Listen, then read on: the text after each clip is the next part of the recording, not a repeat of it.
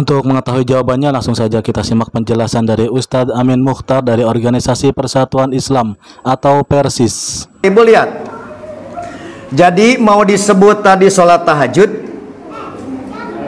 disebut sholatul lail, qiyamul lail, qiyamul Ramadan, tarawih, sholatnya itu juga.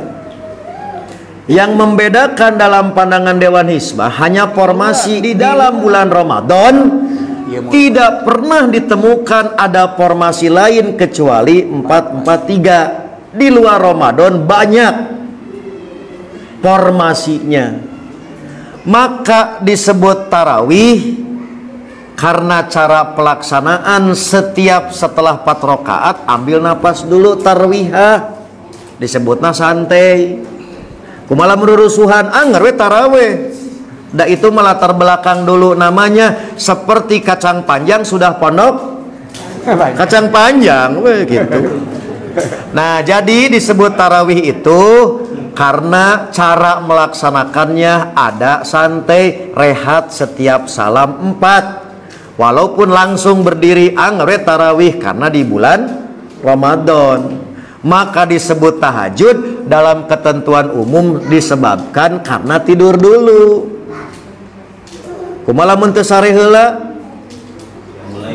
Qiyamul lail teh ya salatna teh eta kena. Jadi penyebutan karena situasinya, bukan menyebabkan menjadi perbedaan salat yang lain gitu.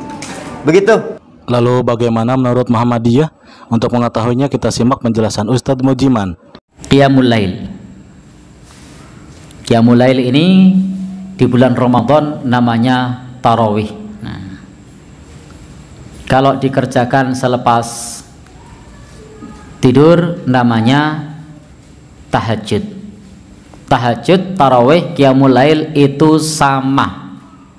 Tahajud, tarawih, qiyamul lail itu sama. Waktunya aja yang beda. Kalau tahajud itu bangun tidur. Kalau qiyamul lail tidak harus bangun tidur.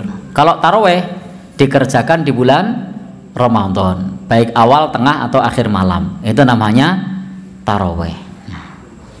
Jadi hanya beda nama, tapi prakteknya sama. Ini tidak usah bingung. Boleh tidak kalau sudah tarawih lalu tahajud? Ya sama aja. Nah, tarawih ya tahajud kalau dikerjakan selepas tidur. Hanya saja karena bulan Ramadan maka disebut tarawih.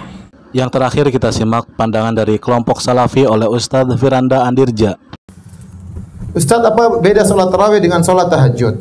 Ya, ini istilah, semuanya termasuk dari qiyamul lail. Semua termasuk dari qiyamul lail. Dan dianjurkan qiyamul lail, istirahat terlebih dahulu baru bangun sebagaimana yang disunahkan oleh Nabi SAW. Beliau tidur dulu baru kemudian bangun. Tetapi itu bukan syarat. Ya. Kalau bisa seperti itu lebih baik.